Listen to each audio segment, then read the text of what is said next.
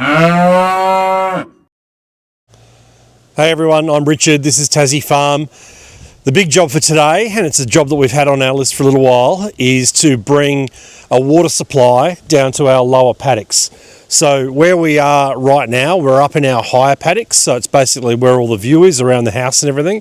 But we've got a middle paddock and a back paddock that are probably about 60 metres down, and we've never had water there. So what we're going to do today is we're actually going to run a poly pipe all the way from the outlet here, where this particular trough is, all the way down through the gully, which is kind of like a forest that we never ever go into, and then we're going to connect it up down the bottom so that the cows have water down there whenever they need it. Okay, while I'm over here, I might just take the time just to explain where the water comes from on our property. So we're not on mains water here, so we survive on catching rainwater off of the roofs. So when we put our new shed in a couple of years ago, I kind of went over the top. This is 4 24,000 litre poly tanks, so it gives us almost 100,000 litres of capacity. So this is where all of our water for the house comes from, whether it be showers or drinking water or whatever.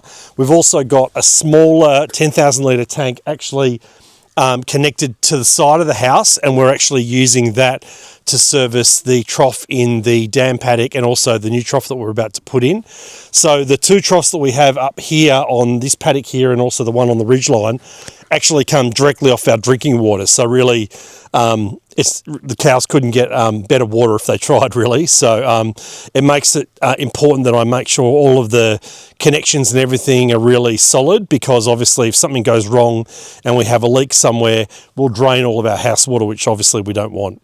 So just in terms of how we plan to run the poly pipe, we bought 200 metres worth of pipe that's basically coiled up.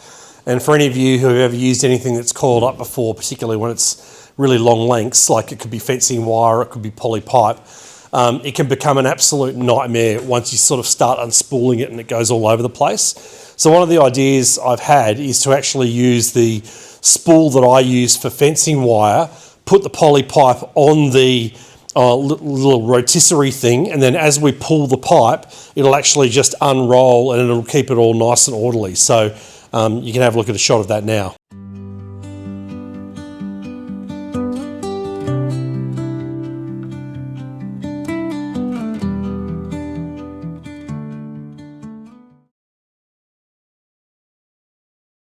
All right, after much struggling, you can see how steep the hill is that I'm going down. I reckon I'm about 2/3 of the way, and look, got to go all the way down there through this gully.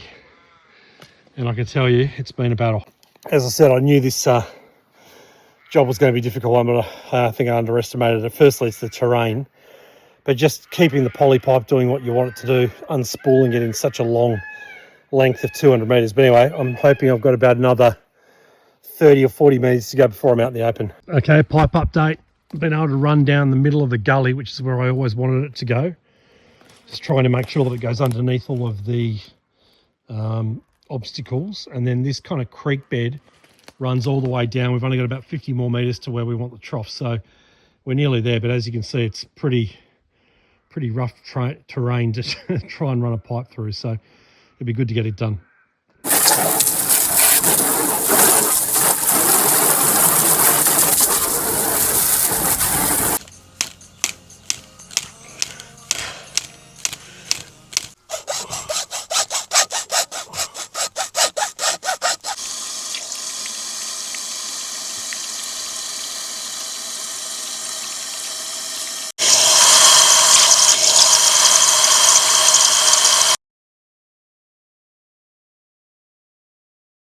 All right, here we are after a long day, bit of trial and error.